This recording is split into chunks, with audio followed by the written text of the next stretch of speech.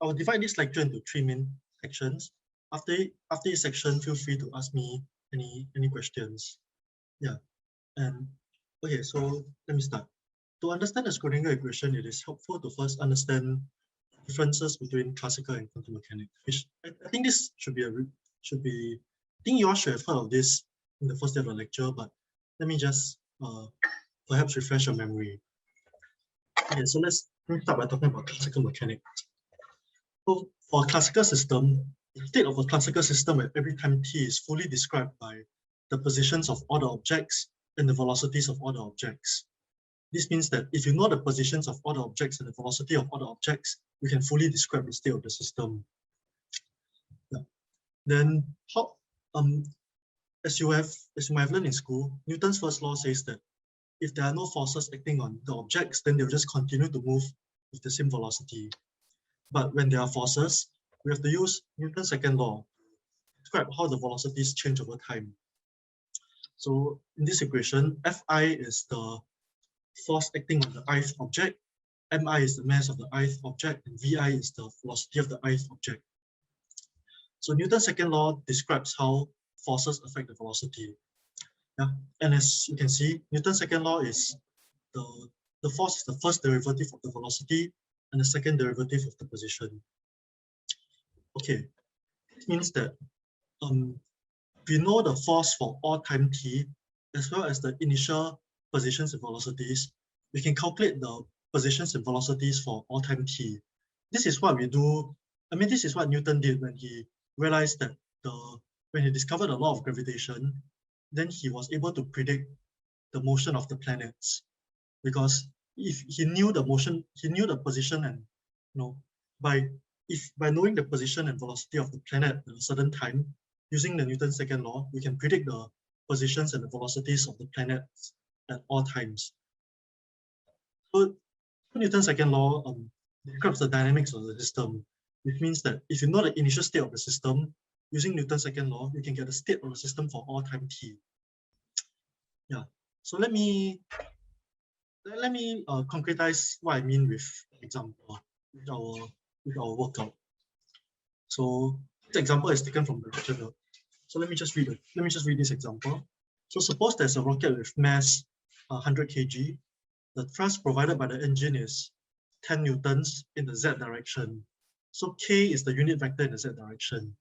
If the initial position of the rocket is this 2j plus 3k, j is the unit vector in the y direction, and the initial velocity is minus 2 meters per second in the z direction, then the question wants you to predict the position and the velocity of the rocket at time t equals to 10 seconds.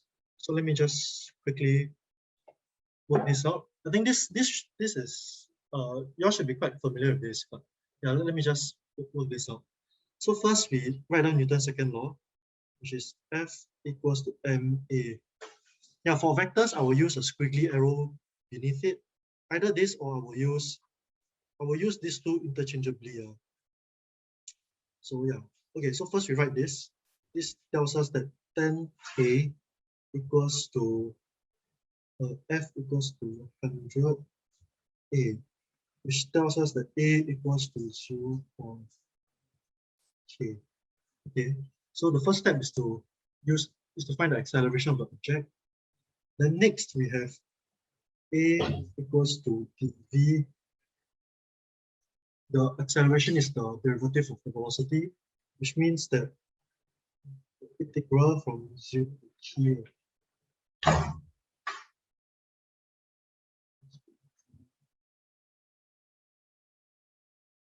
And so this is just the integral is the reverse of the differentiation operator. Yeah. So this means that 0.1 t k equals to d t minus t. So d t equals to 0.1.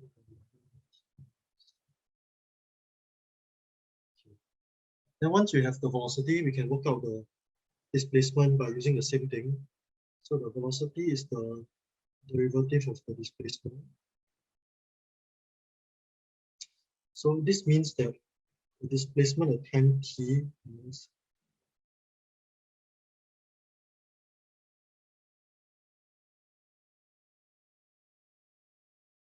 and this gives us, when we do the integration, we get 0.05 t squared minus 2t. Then you plus the initial position. And the final answer is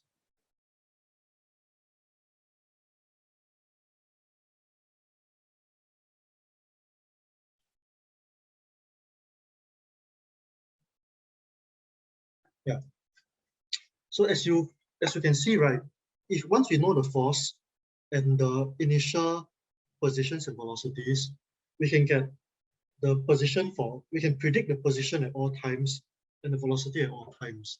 So this is what I mean when I say that Newton's second law describes the dynamics of the system. Yeah, we just put in the initial state, use the second law, and we get the time and the velocity and the displacement for all time t. Okay, but slideshow. Yes, but it turns out that as you might have heard, classical mechanics doesn't account for everything we see in nature.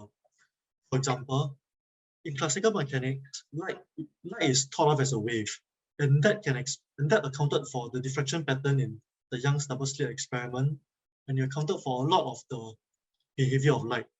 But then if you think of light purely as a wave, you cannot account for things like the photoelectric effect or the Compton effect. So the photoelectric effect is something that you will come across in the H2 physics syllabus. And roughly speaking, the photoelectric effect is when you shine light on a piece of metal, then electrons are emitted. But then, experimentally, you realize that if the frequency of the light is too low, no matter how high the intensity of the light, or no matter how long you shine the light for, there will be no electrons that will be emitted. Yeah, so this suggests that the energy of the light this suggests that light exists in packets of energy called photons, and each packet has an energy that is proportional to the wavelength of the light. And then the electrons in the matter interact with the individual packets of energy. Yeah, so the photoelectric effect suggests the existence of discrete packets of light called photons. And these discrete packets of light are particles. So, so under classical mechanics, under classical mechanics, we cannot get that. So yeah, quantum mechanics sort of accounts for the fact that light also behaves as a particle in the photoelectric effect. So the Compton effect is something similar. It is when you have light interacting with a particle in something like a collision scenario. Yeah, so for the Compton effect, you can use the principle of conservation of momentum, which is usually for particles only, and then you can predict a lot of interesting stuff.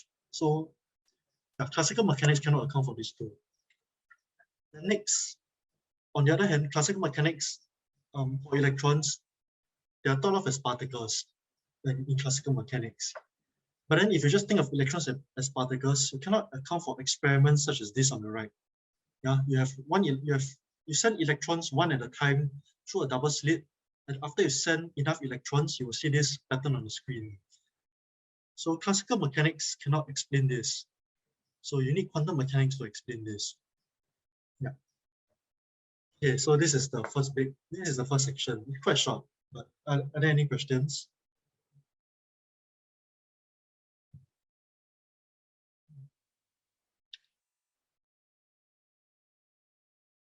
Okay, it seems that there are no questions, so I'll move on. The next section is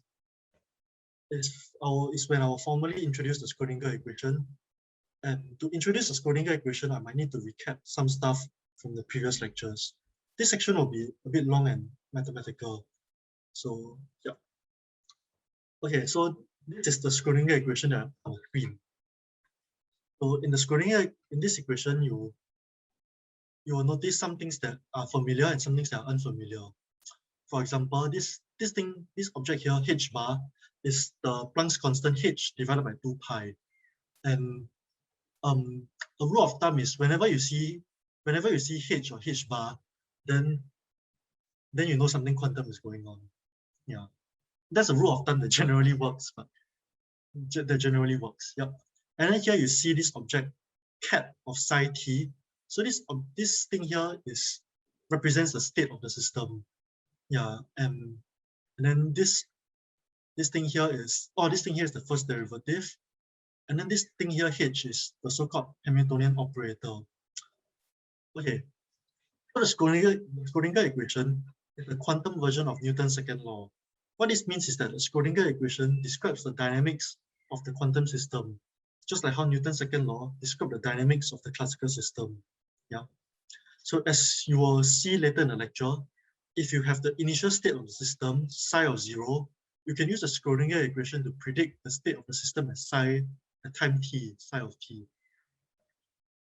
Okay, so in quantum mechanics, the state of the system is described by this ket psi of t instead of the position and the velocities of the objects. Yeah, but what is psi of t? This is something that I will need to recap a bit later. And then this h here is, like I said, it's called a Hamiltonian operator. But what it is, I will leave it for later. Yeah. Yeah, as I've said, the Schrödinger equation describes the dynamics. So you take it, if you have the initial state with the Schrödinger equation, you can get the state of psi t. Okay, so let me start by talking about what this object psi of t is. Ket psi t is. So this object ket psi t is a mathematical object that stores information about our quantum system, and we can extract the information by making measurements. So more specifically, psi of t is this mathematical object. It is a normalized vector in an n-dimensional complex vector space that has an inner product. So yeah, the keywords here are underlined, and I'll explain the underlined phrases one by one. So first, n-dimensional. So what n is depends on the system that we are studying. For example, if you're studying a quantum system that is a qubit, then n will be equals to 2. If you're studying a quantum system that is a qubit, then n will be equals to 3, and so on and so forth. So there are a few, so n can be either finite, which means that n is a number like 2, 3, 1,000, or 1 million, or n can be infinite. So when n is infinite, there are two types of infinities. N can be countably infinite, which means that it's infinity, but it's an infinity that you can count. For example, you just start counting from 1 to 2 to 3, and you just don't stop counting. So you can count all the way until you reach infinity. So that is countable infinity. Yeah, so n can be countably infinite. N can also be uncountably infinite.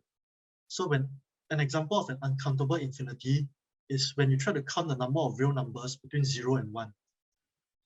Yeah, so in general, psi of t can be described by a finite dimensional vector space or an infinite dimensional vector space, where infinite can either be countably infinite or uncountably infinite. So for the case of the lectures, I'll be working in the case of a finite dimensional vector space. So like the qubit system and the qubit systems like the qubit system that you all have come across, which is finite dimensional. The countably infinite case is a simple extension of the finite dimensional case, but then the uncountably infinite case is a lot different. And the uncountably infinite case is in the lecture notes as an appendix that you all can read on if you want. Okay, so yes. Okay, so dimensional complex vector space. So some recap of the math lectures. A vector space is a set containing mathematical objects called vectors. So the set follows the principle of superposition. So this is taken from page 35 of the lecture notes. So the so-called principle of superposition for this vector space means that if I have two objects, v1 and v2, that are elements of the vector space, then alpha v1 plus beta v2 is also an element of this vector space. And then the word complex vector space means that alpha and beta are complex numbers. Yeah. So this is what I mean by an n-dimensional complex vector space. Yeah, so n-dimensional also means that every vector v in the vector space can be written as a unique linear combination of n linearly independent vectors called a basis. So the concept of linearly independent vectors is also in the lecture notes. So yeah, so okay, what this sentence means mathematically is this bullet point below. So for every vector v, I can write it as a linear combination of this n linearly independent vectors. And then these coefficients here are complex numbers. Okay, so this means that with respect to this basis, you can represent this vector by a column of complex numbers. So you just take the first number here and you put it as the first entry. The second number, alpha 2, will be the second entry, and so on and so forth. Then the nth complex number here will be the nth entry. And then we also know that choosing different bases will give us a different representation for the same vector. So in short, an n-dimensional complex vector space is such that the vectors inside can be represented by a column of n complex numbers. Okay, let me repeat. An n-dimensional complex vector space is such that the vectors inside can be represented by a column of n complex numbers. Yeah, and then different bases will give us different representations for the same vector. So let me use an example in 2D vector space to concretize what I mean. So this is the example first. So a vector in R2 or 2D vector space.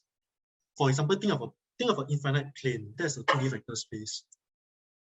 Or a piece of paper that stretches on for infinity. That's also a 2D vector space. Yeah, can be expressed by the two basis vectors I and j, corresponding to the x and y directions respectively.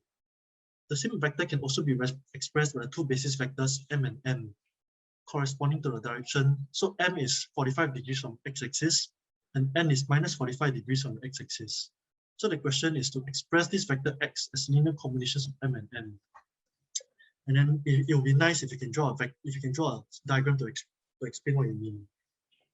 So let me start by drawing the diagram. So this is the y-axis. And then this is the x-axis. So this vector x is 5i plus 2j. So that means this is 5 and this is 2. So here I have the vector x, right? And yeah, this is the I unit vector. This is the j unit vector. Okay, now we realize first we know that if I have m is 1 over square root 2 I plus j, and n is 1 over square root 2 I minus j, then I have, this tells me that I is equals to 1 over square root 2 m plus n, and j equals to 1 over square root 2 m minus n. Yeah, you can get these two by just adding these two equations and subtracting these two equations. Okay, so once we have this, we have x equals to 5i. I'll just substitute this for I, so it's 1 over square root 2 m plus n plus 2j. I just substitute this for j, so it's 1 over square root 2 m minus n. And in the end, I will have x to be 7 over square root 2 m minus 3 over square root 2 n. Yeah, so I can also express x as a linear combination of the n and n basis vectors. So if I were to draw this on the diagram, so this is the unit vector m, and this is the unit vector n, and then this is 45 degrees, and this is also 45 degrees. Yeah, so I will draw this axis corresponding to the m unit vector, and I'll draw this axis corresponding to the n unit vector. So since x is 7 over square root 2 m minus 3 over square root 2 n, it means that this one is 7 over square root 2, but this one is 3 over square root 2. Yeah. So geometrically, this is what we mean by a vector can be represented in different bases. So in the ij basis, the numbers, we can represent it with the numbers 5 and 2. But in the mn basis, we can represent it with the numbers 7 over square root 2 and 3 over square root 2. Yeah. So this means that, you know, we can write x represented as 5, 2 with by this column with respect to the ij basis. But we can also write x represented by 7, 3 times 1 over square root 2 with respect to, or WRT means with respect to, yeah, so with respect to the mn basis. So as you can see, choosing different bases gives us different representations for the same vector. Yeah, this vector here is the same regardless of which basis you use. So this is what it looks like in the 2D real vector space that you all can visualize. So this example here is for a qubit system, which is a 2-dimensional complex vector space. So in a complex vector space, visualization is a bit more difficult because you can't really draw complex numbers. You can't really visualize complex numbers. Yeah, you can use the Eigen diagram, but it's not the same as, you know, the 2D real vector space. Okay, but the idea is the same. So let me just quickly work out this example. Okay, so I have plus equals to 1 over square root 2. Oh, let me read the question. Qubit state can be expressed by the two basis states 0 and 1, or two basis states plus and minus, where plus and minus are given by this expression here. So express this state in 0 and 1 as a linear combination of the states plus and minus. So plus equals to 1 over square root 2, 0 plus 1, minus equals to 1 over square root 2, 0 minus 1. And this means that 0, 1, 0 is 1 over square root 2 plus minus. 1 is 1 over square root 2 plus minus. Yeah. So I just substitute these two things inside here, and I'll get psi equals to 1 over square root 2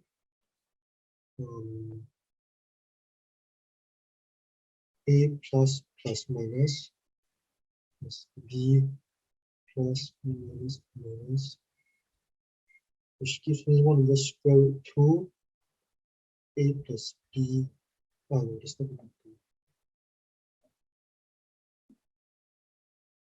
A plus b plus, yeah. So this means that, you know, with respect to the basis, with respect to this basis, I can write psi as a and b, yeah, a and b. But then with respect to the basis plus minus, I can write psi as 1 over root 2 a plus b, 1 over root 2 a minus b. Yeah, so this is what we mean in quantum mechanics when we say that, you know, the same vector can be represented by in different ways when you choose different bases. Yeah. So for a qubit system, it's 2-dimensional. So you only need two complex numbers, regardless of what basis you use. Okay. So yes, let me continue with the lecture. Yeah, and this basis here, 0 and 1, is called the computational basis because it is the basis that we use for computation most of the time. Yeah, then this basis here, there's a name for this basis, but I can't remember. I just call it the plus minus basis. Yeah, but there's a name for it. Okay. Okay, let me continue. Yeah, so I think so. I hope that explains n-dimensional complex vector space. Now I'll explain the term inner product. An inner product is also called a dot product. Yeah, it is an operation that takes in two vectors and produces a complex number. So how do we carry out this operation? To do an inner product, we first take the first vector A, and we take the conjugate transpose of it. So we take this cat A and convert it to a bra. This means that if A is represented by this column of n complex vectors, A is represented by this column of n complex numbers, then this bra A is a row vector of this same n complex numbers but complex conjugated. Yeah. Then after this is the first step. After that, you take this conjugate transpose cat A, bra A. Okay, you take this conjugate transpose bra A, and you multiply it with this cat B. And then this row vector times this column vector should give you this result. Yeah. So this is how to take an inner product between two vectors A and B. You just take the first vector, convert it to a bra, which means conjugate transpose the column vector, then you multiply it. So this inner product looks like it is basis dependent, because when we choose different bases, we get different representations. Yeah, it looks like it is basis dependent, but it is actually basis independent. So this one I guess, yeah, you can ask. I'll explain this later if I have time. But yeah, it is basis independent. Maybe I can quickly say that this is because when you change between basis in quantum mechanics, we use a unitary operator. Yeah, it is. For example, the Harmonic operator is the operator that changes between the plus minus basis and the 0, 1 basis. And it is unitary. Yeah. So that is the idea lah. Okay, actually that doesn't really answer this. I'll explain this. I'll explain this later. Yeah. Okay, so why do we need an inner product? We need an inner product because of the Bond rule. So the Bond rule says that if you have a system in state, this state B, cat B, probability of getting state cat A after a measurement is given by this expression here. Yeah. So this Bond rule also explains why the states we use in quantum mechanics must be normalized. Because if you have a system in state A, probability of getting the state A after a measurement must be equal to 1. Yeah. Oh, there's supposed to be a square here that I forgot about. Yeah, it must be equal to 1. So because the probability equals to 1, it means that when you take the inner product of a vector with itself, you must get a number 1. So this is what we mean by the vectors A being normalized. Yeah, their norm is equal to 1. And this is also why we choose our basis vectors in quantum mechanics to be orthogonal. So just now I said that a basis is n linearly independent vectors. My quantum mechanics, linearly independent is not enough. We need orthogonal. Yeah, this is because of the Bond rule. So for example, for a qubit system, our basis is 0 and 1. 0 and 1, we use 0 and 1 as our basis because we want the probability of we want this probability to be 0. Yeah. If we prepare our system in state 1, we want the probability of observing the system in state 0 to be equal to 0. And similarly for this, if we prepare our system in state minus, we want the probability of observing system in state plus to be 0. This means that the inner product of 0 and 1 must be equal to 0. And this also means that the inner product of plus and minus must be equal to 0. Yeah, so I hope this explains the normalized vector part and the inner product part. Okay, so let's go next up is measurements. So how do we make, so measurements are what we use to extract information from the state of the system, cat psi of P. But what exactly is a measurement? So in quantum mechanics, to make a measurement, we need to first have an observable O, which is a Hermitian operator. So roughly speaking, an observable O represents the thing that you want to measure. Yeah. So an operator here is something that takes in a vector as input and returns another vector as output. So for example, if you take in V as input, this operator O multiplies this vector V and you get another vector as output.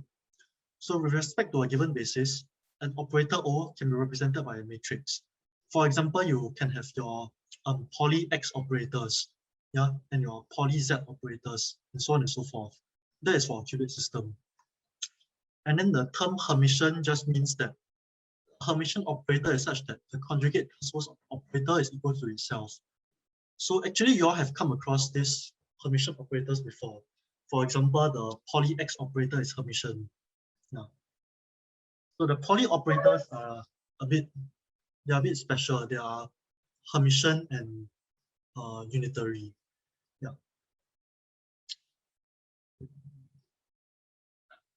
Wait, are they unitary? Yeah, they are. Okay. So an example of an observable is, so these are some examples of the observables. So the position operator x, or this x here is not your sigma x, by the way.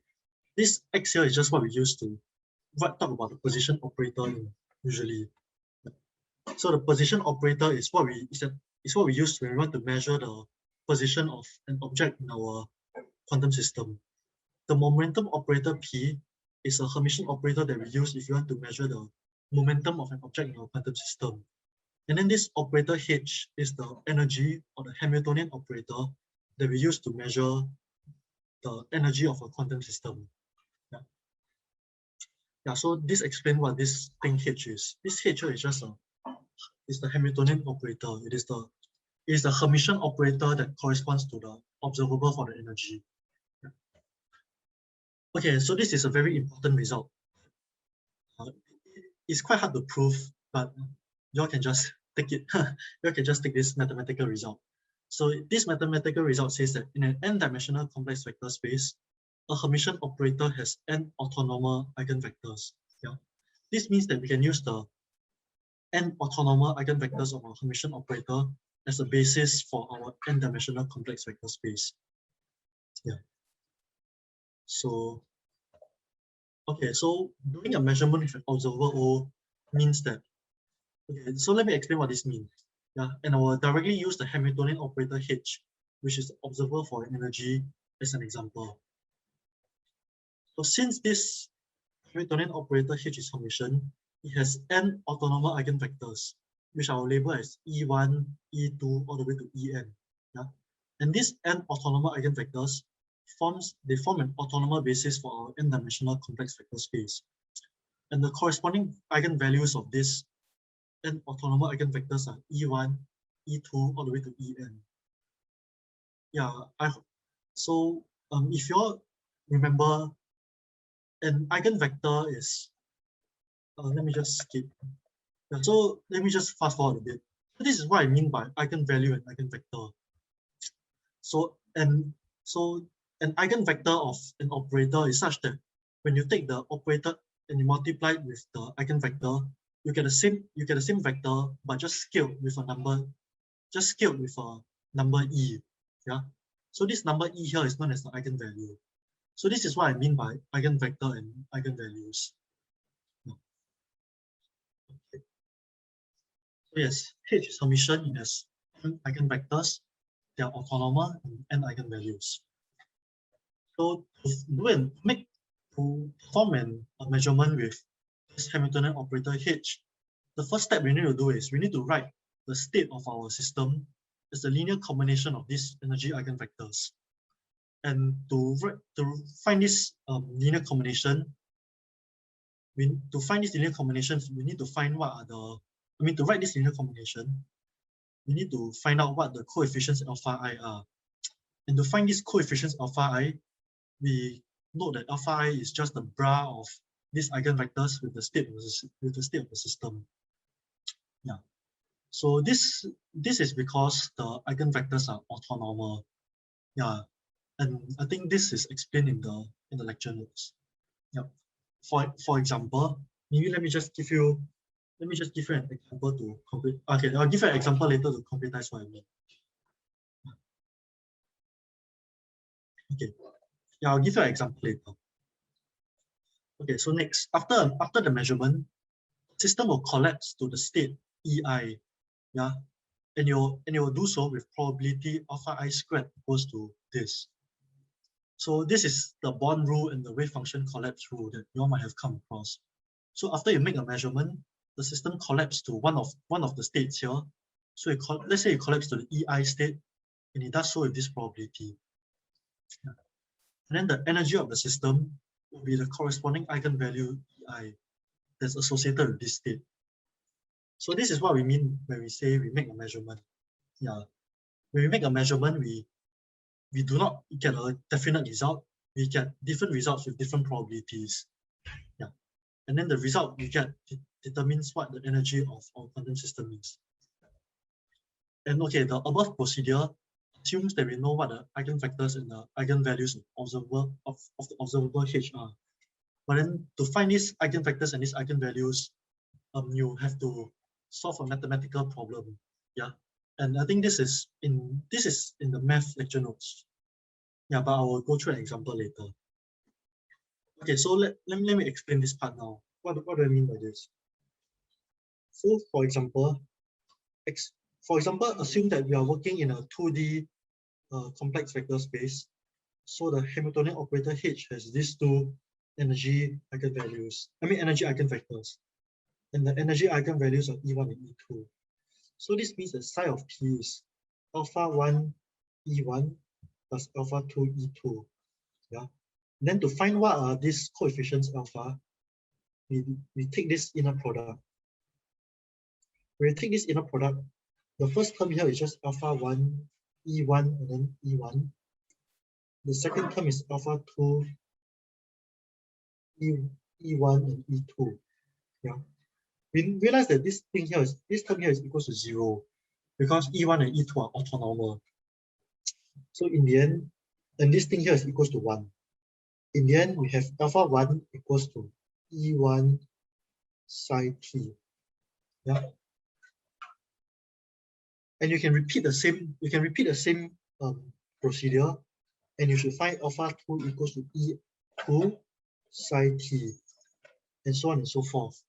So if you do some pattern recognition, you will realize that this result here is correct. Alpha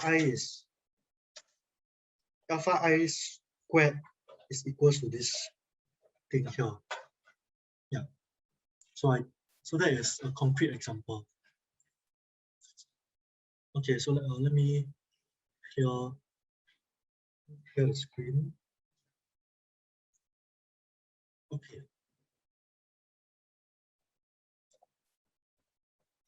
Yes, so the energy eigenvalue equation. So this is the energy eigenvalue equation that I showed you just now. Yeah, and we need to solve this equation to find out what the eigenvectors are and what the eigenvalues are. Yeah, this energy eigenvalue equation is also known as the time-independent Schrödinger equation in some textbooks. I think, for example, the textbook, Griffiths calls this the time-independent Schrödinger equation, if you were to pick up the textbook written by David Griffiths. So from now on, so this Hamiltonian operator H can be also time-independent or time-dependent. So for this lecture, we shall assume H is time-independent. Because the case for H, if H is time-dependent, then it's very difficult. So we just assume that H is time-independent. Okay, so we need to solve this energy eigenvalue equation to find out what the eigenvectors and the eigenvalues are. And let me quickly do so with this example here. So let me just read the question. So suppose we have a system in a two-dimensional complex vector space, so a qubit system. And the qubit system is given by this state psi here. Yeah. And then we have this Hamiltonian operator. So the part A says, using the computational basis, express the eigencats or the eigenvectors of H as linear combinations of these computational basis cats. So to do this, first let me call this part A. To do this, first we note that in the computational basis, the Hamiltonian operator H is represented by this matrix. Yeah, the X operator is this, and the Z operator in the computational basis is written like this. Right. And this is just E naught 1, 1, 1, minus 1. Yeah. So to find the eigenvectors, we let the eigenvectors E1 be represented by this vector E1, which is equals to we let this, which is equals to some column vector with 2 entries. And then we let E2 be represented by this column vector E2, which is represented by 2 entries. So now the goal is to find out what these two things are. Yeah. And to do so, we start by writing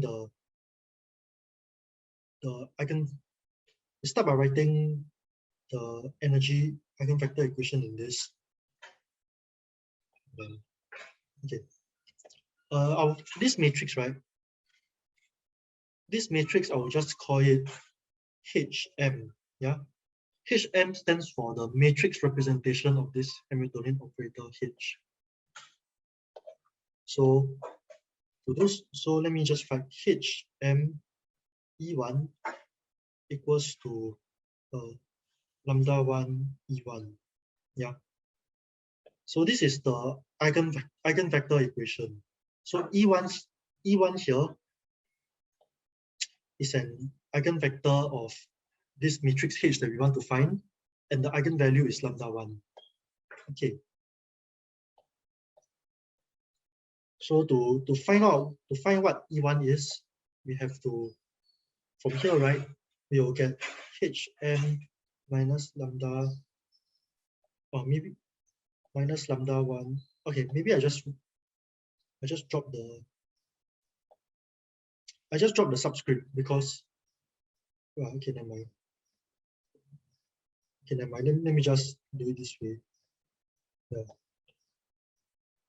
I'll combine these two equations and then I'll write HME equals to lambda E.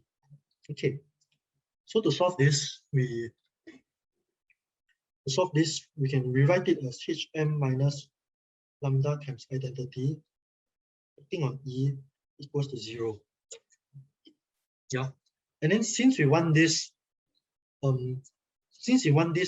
vector E to be, we don't want this vector E to be 0, 0. Yeah. Since you don't want this vector E to be 0, 0, it means that this matrix here must have a determinant of 0.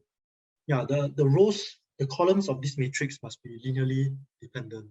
Yeah, which means that the determinant of this matrix is 0. This is a bit abstract, but I guess you can look at the math lecture notes as revision if you don't really understand what I'm saying here. But yeah, to solve this equation, because we want this thing here to not be 0, the determinant of this thing must be equal to 0. So this means that, so from here, this means that this determinant minus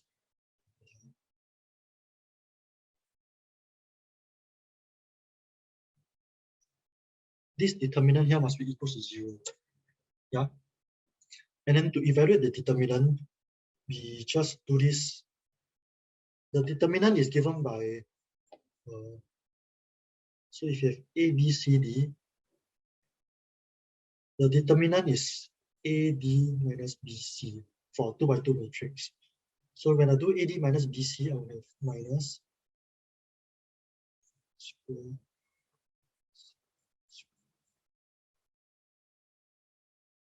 Yeah.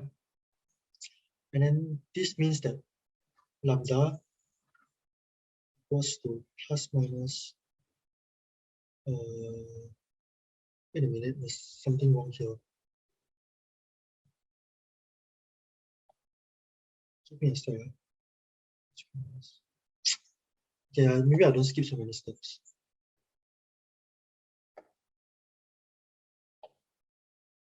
This thing here is supposed to be a minus sign. Yeah. Okay. So from here, right, I will get lambda square equals to 2 E naught square, which means that lambda equals to plus minus 2 square root E naught. So yeah, so the first eigenvector is 2 square root E naught, and this is the eigenvector that corresponds to the this is the eigenvalue that corresponds to the eigenvector E1, and the next eigenvalue is minus 2 square root E naught, and this is the eigenvalue that corresponds to the eigenvector E2. Okay, so now we know the eigenvalues already.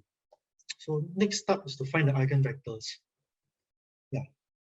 So to find the eigenvectors, let me just. We have a quick question. Is it supposed to be square root of 2? Square root of Oh, yes. Right. Sorry. Thanks for whoever who caught that. Yeah. Thanks for Cheers.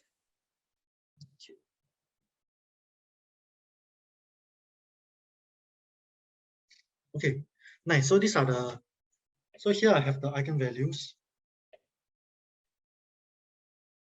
So yeah, the next step is to find the eigenvectors. So to find the eigenvectors, I'll just erase this whole part. So to find the eigenvectors, we need to solve the equation hm minus lambda. We need to solve these two equations. And hm minus lambda 2. Now solving this equation will give us the eigenvector E1, and solving this equation will give us the eigenvector E2. So maybe I'll just solve the first one and then leave the second one as an exercise. So, yeah, I'll just solve the first one.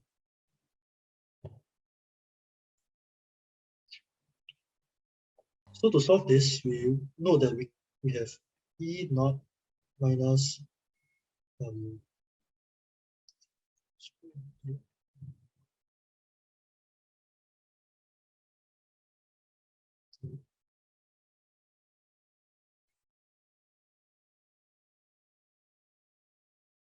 E1, right? E1, I will let it be equals to AB. Yeah. Right. So this matrix here corresponds to this thing here, where I've substituted lambda 1 inside here. Yeah, I put in lambda 1 inside here and I get this matrix here. Okay.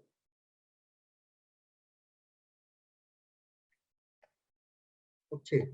And then to solve this equation, to solve this sort of matrix equation, it is helpful to write them down as simultaneous equations. So I have E naught minus E naught A B equals to 0. This is the first equation. And the second equation is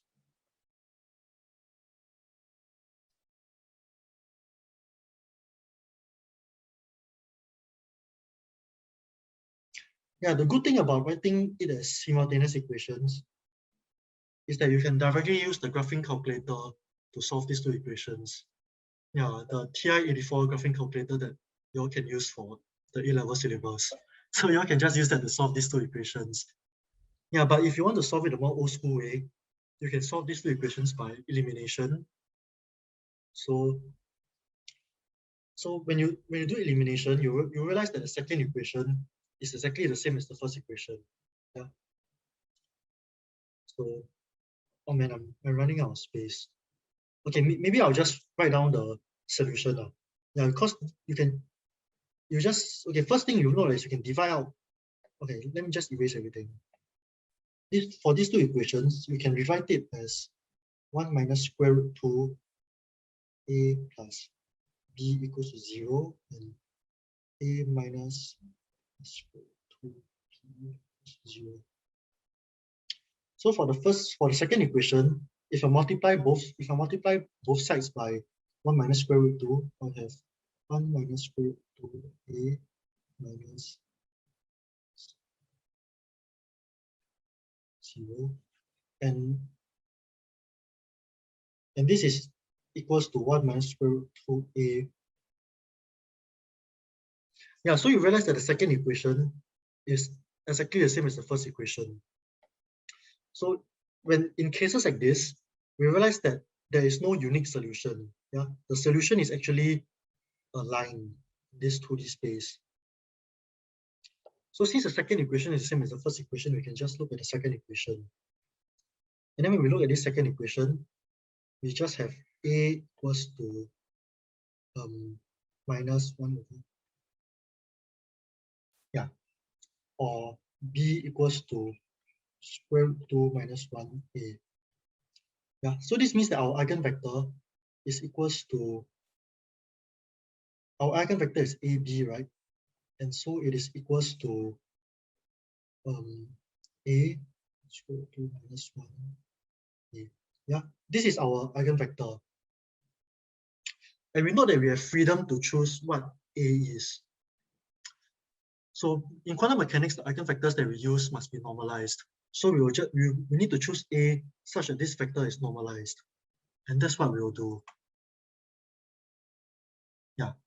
So to normalize, so if you choose A such that this vector is normalized, I think you will get E1 equals to 1 over square root. If you choose it to normalize, I think you will get, let me try to work it out. Let me try to work it out mentally. What will you get if you choose it to be? I think you will get 4 minus 2. Yeah, I think you will get this as a normalization constant. Then this one will be, okay. Never mind, yeah, you all can normalize this. You all can normalize this vector yourselves. Okay, so that is how to find the eigenvector. This is how to find the eigenvector and the eigenvalue. Yeah. So if I was to erase all of this, okay, means that E1 equals to, okay, let me just copy the answer from the lecture notes. So after the normalization, we should get this.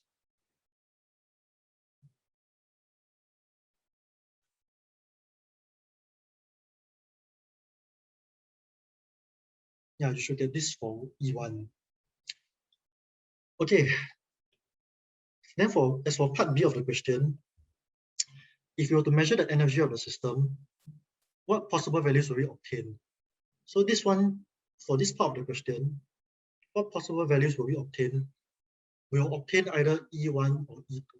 Yeah, and E1 is square root 2 E0 or minus square root 2 E0. And then the probabilities of obtaining those values is just E1 psi square and E2 psi square. Yes, and these are the probabilities of obtaining those values. Yep. Okay, this example was a bit long. Yeah, but I hope I hope this helps you to have some confidence in finding eigenvectors and eigenvalues. Okay, any questions for this section?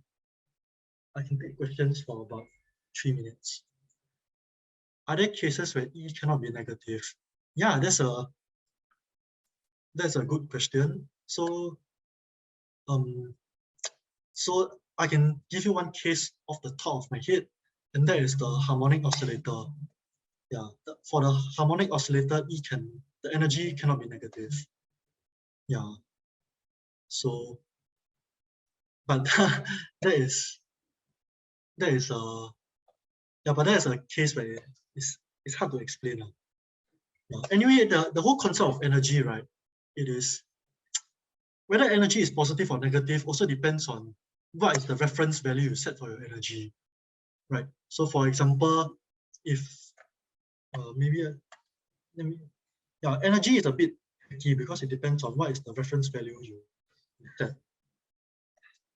So, for example, if I'm on a building, right, you can say that I have positive gravitational potential energy if you take the ground reference energy to be 0. Yeah. But then if I take a taller building and I say this reference energy is 0, then you actually have negative gravitational potential energy. So energy is also a bit tricky because it depends on what reference you set. Yeah, so the whole idea of positive or negative energy is a bit trickier. Yeah.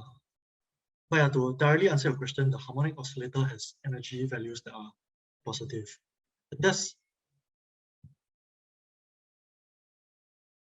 okay, Born rule. Why would we have okay, I'll answer Wen-Kang's section first. Why we have a non-zero probability of observing state B if the state is already known as A? Yeah, so that's a good question. I think that is I misspoke a bit too fast just now. So when we make a measurement, it depends on what is the observable that we use. Yeah.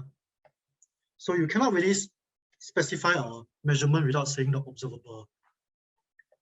So let's say our system is in state A, okay? And then we use an observable A that has eigenvectors A, B, C, D, E, so on and so forth. Yeah.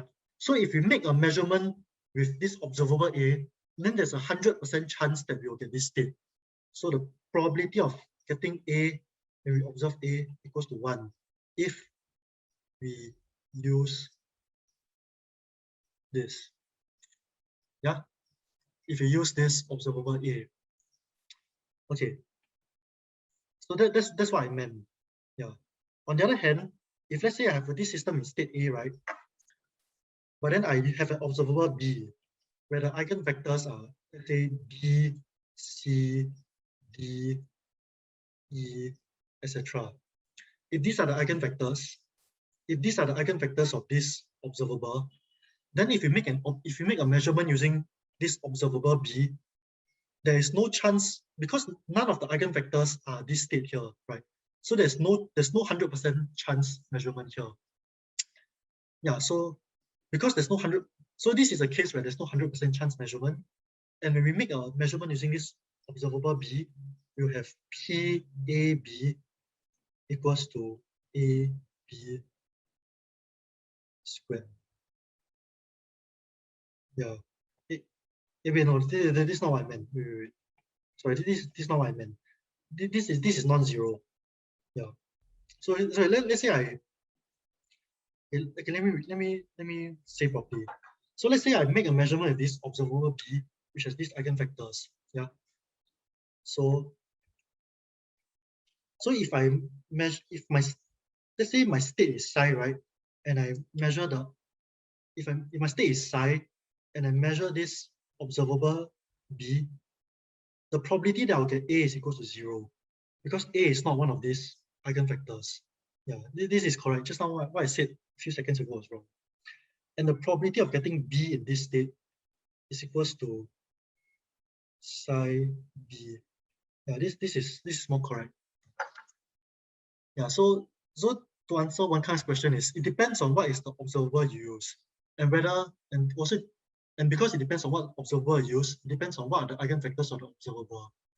Yeah, so to fully talk about the bond rule, you have to talk about what you have to say what observable you're measuring. Yeah.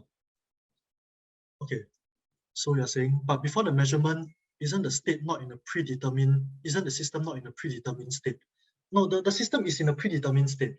Like, the system can be described by a certain state. For example, let's say for a cubic case, right? Let's say I can write psi equals to 0 plus 1. So my system is in a definite state here. Yeah, it's definitely in the state psi.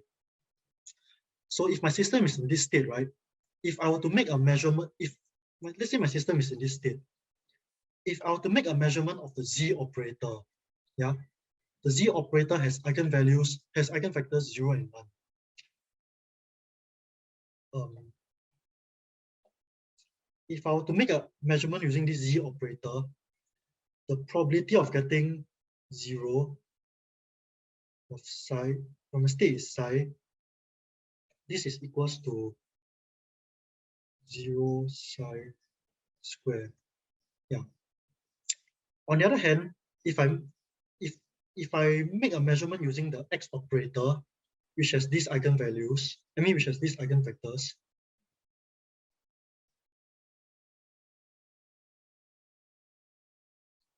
if I make a measurement using this eigenvector using the X operator, right? The probability that I will get 1 over square root 2 0 plus 1 when I measure psi is equals to 1. Yeah.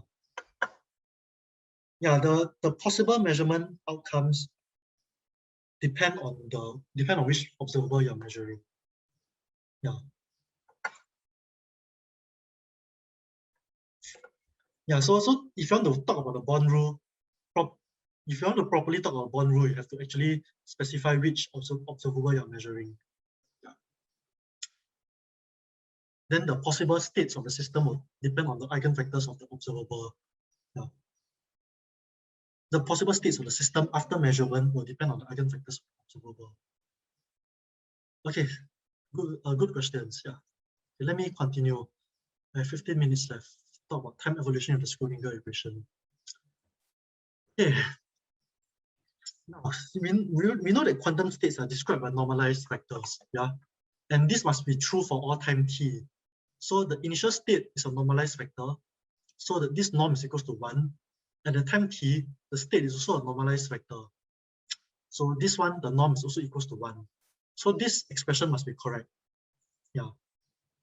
And if the expression is correct, it means that psi t here is equal to a unitary operation multiplied by the initial state, where this unitary operator ut preserves the norm of the state. Okay, since these unitary operators preserve the norm of the state, yeah. So this expression here must be correct. So the goal of to perform this time evolution, the goal is to find out what this unitary operator ut is. Yeah. Maybe I can give you an analogy. If you have vectors in 3D of the same length, right? For example, if you look at me, this vector here and this vector here have the same length. Yeah. For two vectors with the same length, they must be related to each other by a rotation. And a rotation is described by an orthogonal operator in 3D. Yeah, so an orthogonal operator is just it has a matrix form such that O transpose times O equals to identity. Yeah, so a unitary operator U is the complex version of an orthogonal operator.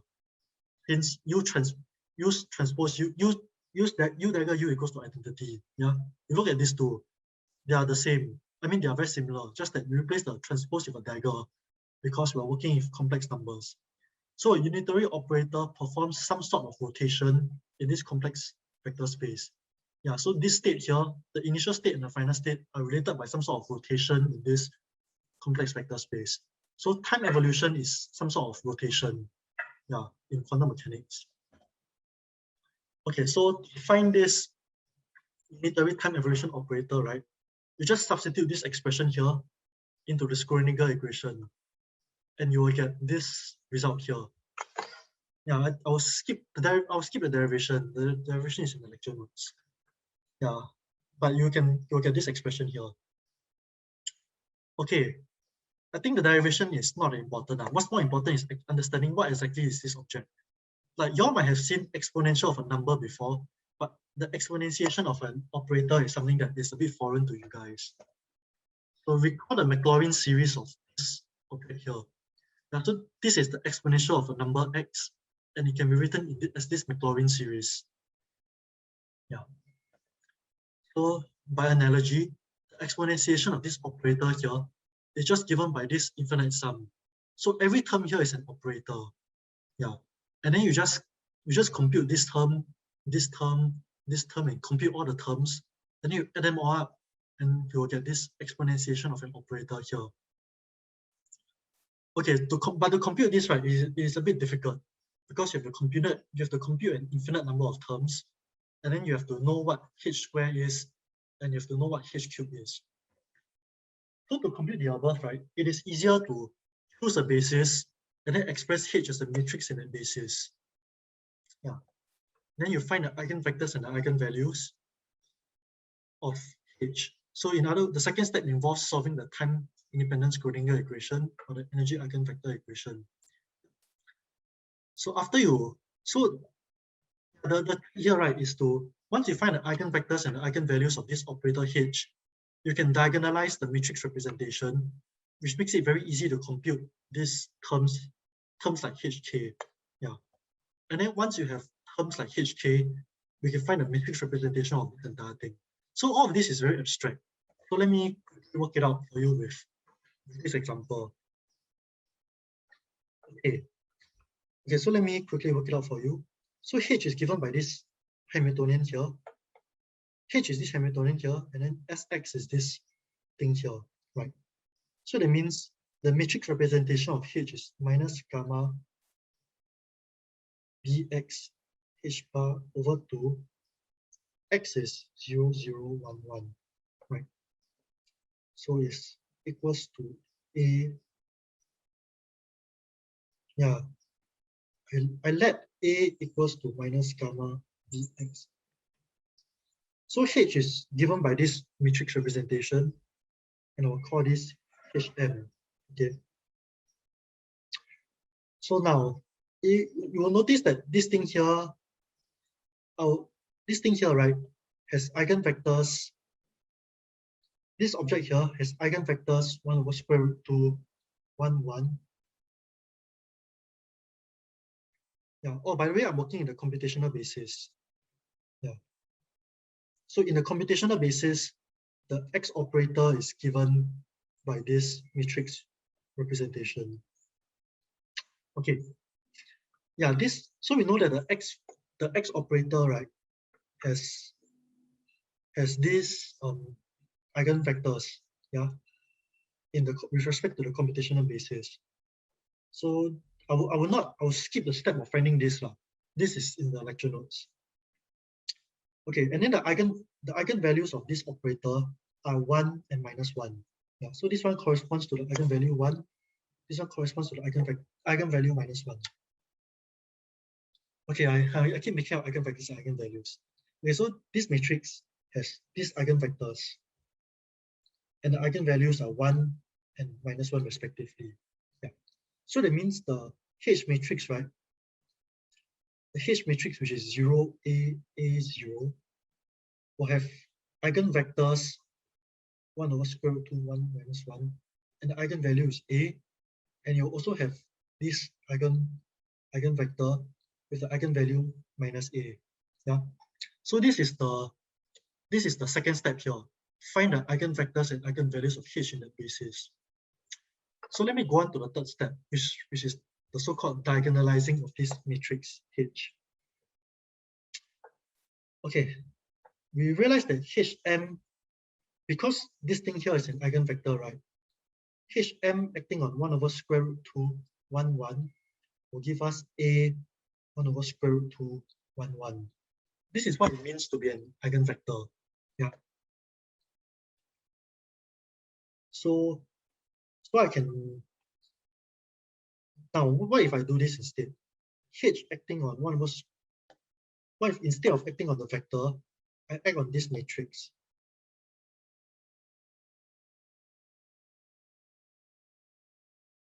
If I multiply Hm with this matrix, right?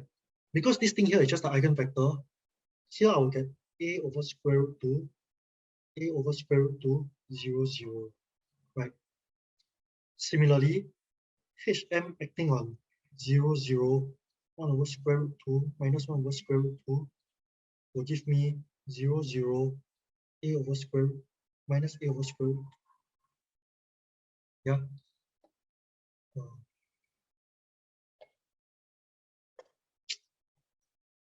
Yeah, so this is what it means. This is because this is an eigenvector, and this is because this is an eigenvector with eigenvalue minus A. Okay, once we have these two, right, we can add these two equations together. Yeah. When we add these two equations together, you get some. Let me show you what you get when you add these two equations together. When you add these two equations together, you will get Hm equals Hm acting on 1 over square root 2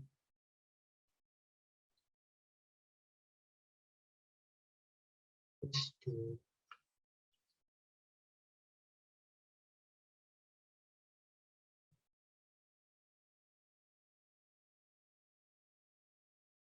yeah. So you actually get this equation if you were to add these two equations together. Oh, this is yeah. So over here we have a diagonal matrix, and the diagonals are A and minus A respectively. Okay, then the next thing to know, right, is that since the Hamiltonian operator H is Hermitian, yeah, its eigenvectors are orthonormal. This means that the matrix representations of the eigenvectors are also orthonormal. Yeah, this green vector here and this green vector and this blue vector here are orthonormal, right? So this means that this matrix here is unitary. Yeah, you can check this for yourself. You just take U dagger U equals to, and you will see that it's equals to 1. So this matrix here is unitary. Yeah. Anyway, this whole example is in the lecture notes. Now, since this matrix here is unitary, right, I can have HM. So right now I have HMU equals to U. I will call this D. D. Yeah. HMU equals to UD, which means that HM equals HMU U dagger equals to UD U dagger, and then UU dagger is just equals to 1. Yeah. So this is the final result that, I mean, this is a very important result that I want you all to see, and that is that the matrix representation, this matrix can be written as HM equals to U A minus A U dagger. Yeah. Okay, so with this in mind, so this is very important. Because once we have this, right, we realize what is HM squared.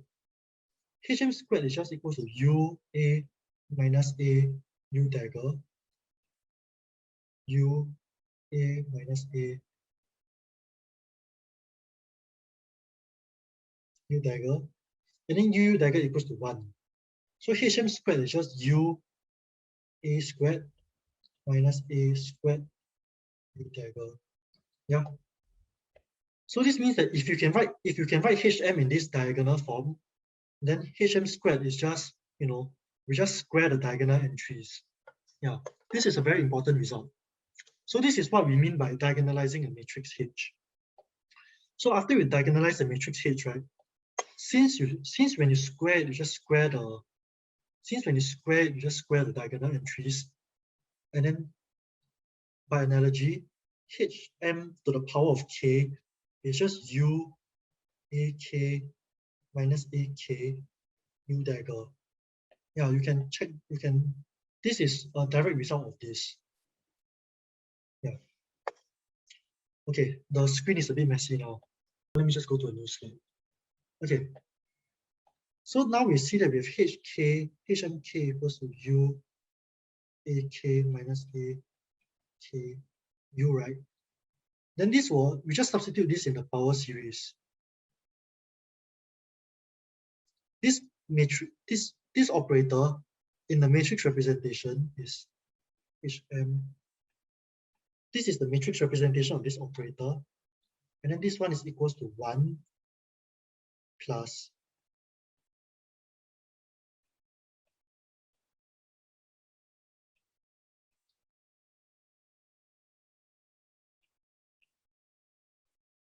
right. But then we know what the, oh sorry, my handwriting is bad. We know what HM square is, and we know what HM is, and we also know what HM cube is, because it's just this thing here. In the end, right, if you were to evaluate this power series, you'll get this entire thing here is equals to U E minus I A T over H bar E I A T over H bar U dagger.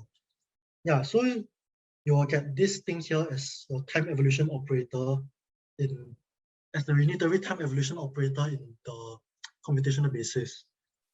And once you have this, right, you can do time evolution by just taking this big matrix, and then you multiply it with your initial state. So let's say your initial state psi of 0 is equals in this computational basis is equals to AB. You can get psi of this will be psi of t. Yeah. And yes, this is how you do time evolution with the Schrödinger equation. Let me overrun for a bit more to recap. So this is how you do time evolution with the Schrödinger equation. The first step is you write H as a matrix on a certain basis. Find the eigenvectors. I find the eigenvectors and the eigenvalues. Then you diagonalize the matrix. Yeah, so write it as U times a certain diagonal matrix times U dagger. Then once you have this diagonal form, it's very easy to find terms like HK. And once you have terms like HK, you can evaluate this power series. And then when you evaluate this power series, you'll end up with one nice matrix for this thing here. So this thing here should be one nice matrix. And then you just take this matrix and you multiply with the vector that corresponds to your initial state. And this will give you the vector that corresponds to the time evolved state.